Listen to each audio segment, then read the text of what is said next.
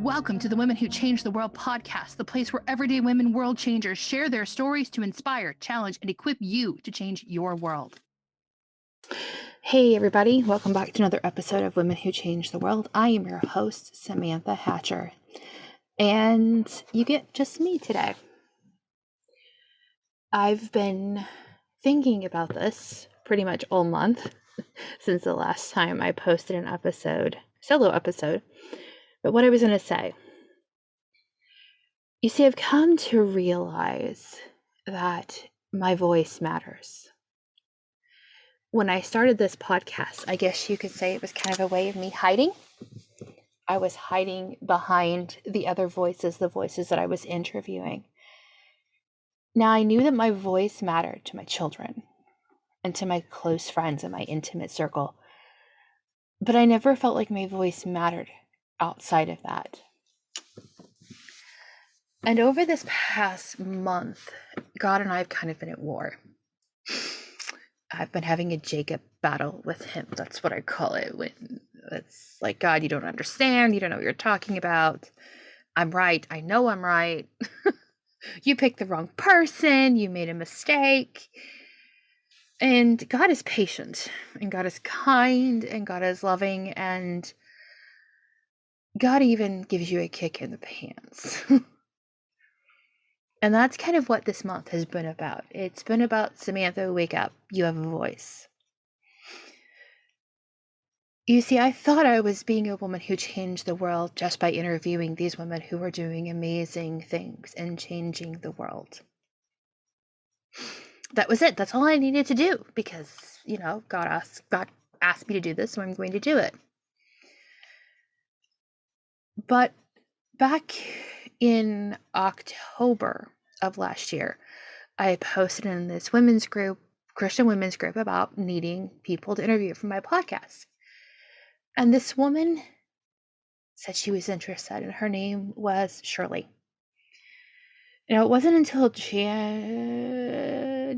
November, December, somewhere around there, that I actually got to meet her face to face, because there's a process to get on this podcast. I take people through this process, explaining what it's about and how it works. And a lot of people who come on my podcast, this is the first podcast they've ever been on, and so they're really nervous. Well, Shirley and I talked, and she was amazing. First off, she has this beautiful voice. I have a thing for accents. I love it when other people from other countries are speaking English, and the way they speak it, the way they form their words, it's just beautiful to me. But then again, you get further south and you start hearing the Southerners with the way they speak. It gets me too.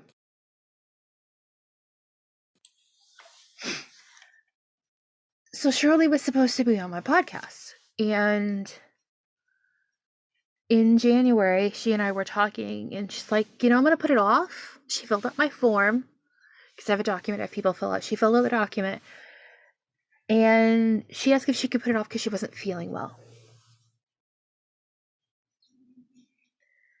Well, on Monday, Shirley passed away. I never got to interview her. They found out she had cancer, and it was really quick, and she was gone. She left behind 3 little girls and her husband. And so this week, as I've been thinking, okay, I gotta record something. It's supposed to go live on Friday, which is tomorrow. What am I supposed to talk about? What am I supposed to say? Because I've been in my head about the loss of this woman who had this ministry called The Brave Lady. And I'm reading about it, and I'm going, wait a minute. She was telling me to be brave. And that is so important. You see, in this world, many, many women are suppressed. And I'm not just talking about in foreign countries where there were, where that kind of suppression. I'm talking about women everywhere, here, even in the US. Women are suppressed. They're told to play small. If you succeed in something, oh, don't brag about it, but the man can. If the dad brings home dinner, he's a great dad, but if mom who works brings home dinner, well, she's just being a mom. He can do it and he's being a great dad. If she does it, she's being lazy. That's just keeping us small. And I'm trying to think, why? Why are we told to play small? What is keeping us small? And I think it goes back to Satan is afraid of us. You see, in my studies, I have found that word helper. It means, in the Hebrew, it's ezer kenegdo. There's 2 times it's used to describe a woman, and that's in Genesis. And the rest of the time, it's used to describe God. Now, we've shrunk women down to, oh, you're his helpmeet. Even to the point where I've heard people say, oh, you are just a mom. You are just a wife. That's all you are. That's all you have to give. That's all you were made for. And that's not true. You need to hear me in the back. That's not true.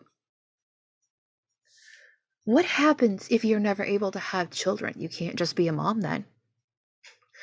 What happens if you can't have children and your spouse dies? Well, you're no longer just a wife, or you can't be just a mom. You see, before you became a wife, before you became a mom, you were a woman that God created. God formed you in the womb.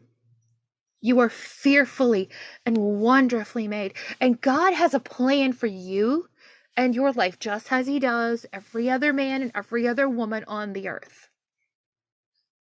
And I'm here to tell you what that plan is. That plan is to be a woman who changes the world. Your job is to be a reflection of the love of God to everyone around you. And the only way you can do that is to stand. Stop shrinking in a corner, waiting for the men to do all the work.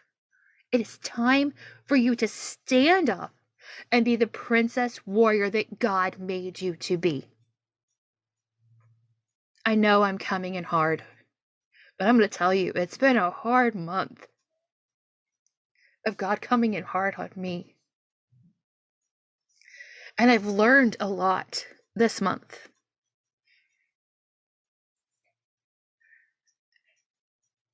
But it took something to really trip me up. Like the death of a woman who was supposed to be on my podcast to talk about being brave. To make me brave enough to tell you to stand up and be brave. Shirley's life was important. She is a woman who was actively trying to make the world a better place. And that is our job. Not for her, but for God. And not just for God, but for yourself and every other woman and little girl in the world who can't stand up for themselves. You have to stand in the gap and hold their hand. Does that mean you bring a machete and blaze the trail? That's what you need to do. If that means you need to break generational curses and generational trauma and damage, that is what you do. When you can't stand, when you feel like you have hit your ceiling, as my mentor John Maxwell says, that's God's floor. When you have hit your ceiling, that is God's floor. You see, this podcast, like I said, I was trying to hide behind it. But here is the thing. I'm going to tell you a secret that normally, unless you're going to be on my podcast, I don't tell you. I am out to create an army of women. So if you're a man hearing this, you might want to move on. I am out to create an army of women who are looking around the world saying, I am done. I am done with all of this. And I'm going to use my God-given talents to make the world a better place. You know, I just realized I think I might have told you that already, but that doesn't matter. I'm saying it again. Because sometimes we need to hear it again. I am out to create an army of women who are sick and tired of the world being the way it is, going the way it is. And they say, I'm done. I'm doing something about this. Now, you may think, okay, I can't change the whole world. You're right. You can't. You can't change the whole world. You are not God. You are not Jesus. That is not your job. But let me give you an analogy. At night, when you look up at the moon, it doesn't stay the same, right? Sometimes it's a sliver, sometimes it's a crescent, a half moon, a full moon, a new moon, an old moon. I don't know, all the things. That moon has no light of its own. That moon reflects the light of the sun onto Earth. That moon is you. It's me. And some days, the only light you're reflecting is onto your children. Some days, that light you're reflecting is only onto your spouse or your coworker or that mom in the grocery store who's got a screaming child because they're tired and they're hungry and she hasn't got dinner ready and she's at the grocery store at 5 o'clock. We know what that's like. We've all done that. Or she's buying her groceries for the 2 weeks and she's picking up frozen pizzas because she's too tired to make dinner. We know that. We've been that. We are that. In this thought of changing the world, in this thought of being a woman who changes the world, I want you to know that I see you. I hear you. I am you. In fact, just yesterday, I messaged one of my best friends, actually 2 of my best friends, and said, today is the day I want to quit. It's just a feeling that was passing over me. I had to get it out of my system. I just feel like I want to quit.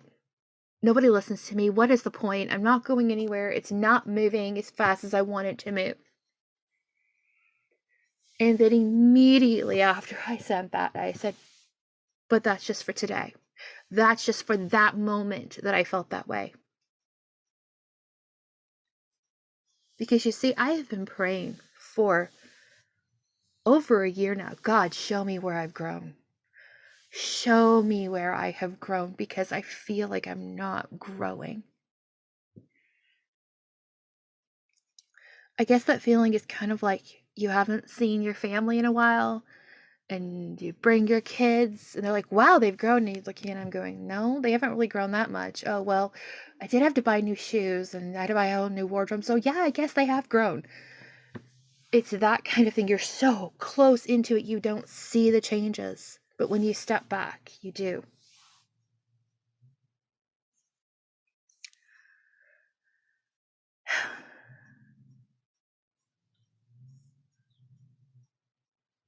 If you are listening to my voice, I want you to understand and know that God has placed a calling on your life. As long as you are still breathing, God has a plan and a purpose for you. If you are going through a hard time and you feel like you can't serve your family, guess what? You're there to help teach them a lesson. Not everything you're going through is about you. Maybe You're climbing this mountain. So when you get to the top, you can look back and help the other people climb it too. Maybe your life is running smoothly and you don't set your Instapot on fire. Yeah, I did that. Set my Instapot on fire earlier. Reminds me I need to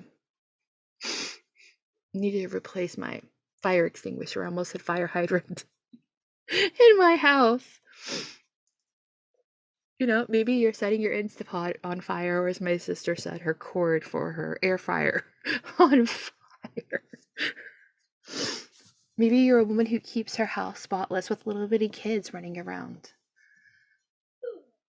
Maybe you are an empty nester and you don't have to worry about all the stuff, all the little things, the Legos. The Legos. I think Legos would be worse than broken ornaments from Home Alone. I'm telling you, I think they would. Maybe you are a grandma who feels like she has nothing to offer, or an older woman who is single and alone, and she feels like she has nothing to offer. I am here to tell you, not only do you have something to offer, but you are commanded. It is one of the few commandments in the Bible, and that is the Great Commission. You are commanded to love on others, to be a light in their life. And you may not think it's big, but to that person that you show the love and the light of Jesus, it's huge. It is huge. When my oldest kids were little, couples my parents' age and older would come and compliment my kids and how well behaved they are and how well I was doing. And I would say, oh yeah, you should see them at home. They said, but you must be doing something right because they're so well behaved. Those little compliments were what kept me going when I felt like I was messing everything up. When I had a child say, I hate you.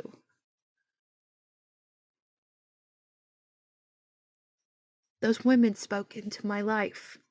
And because they spoke into my life, I now speak into the lives of women who are younger than me. I love on them. I encourage them. I lift them up.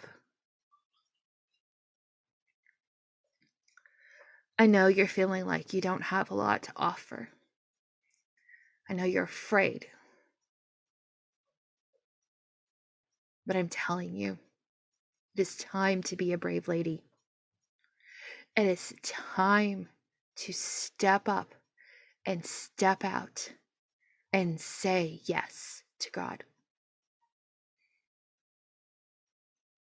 You deserve a better world.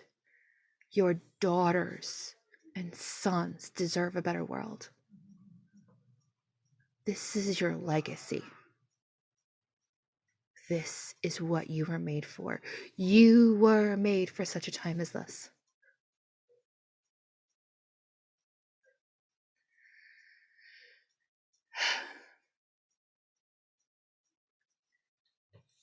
Here's what I want to offer you.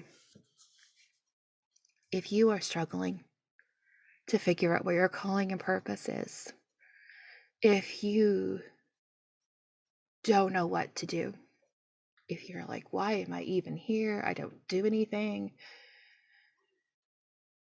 I'm a hot mess. I get it. I get it. I am a certified Maxwell leadership coach and speaker. But my specialty is to help moms go from hot mess to scandalous holiness. What do I mean by scandalous? To where the world looks at you and says, why do you act that way? And you are opening a door to tell them about God. That is one way you can change the world. For the first 5 people that schedule on my calendar, and the link will be in the description. I will give you a 45-minute consultation, and we will get you going on how you can be a woman who changes the world. So you can be on my podcast too, because the world needs you. The world needs your voice. Don't let Satan hold you back. It's time to be everything that God made you to be, a true princess warrior.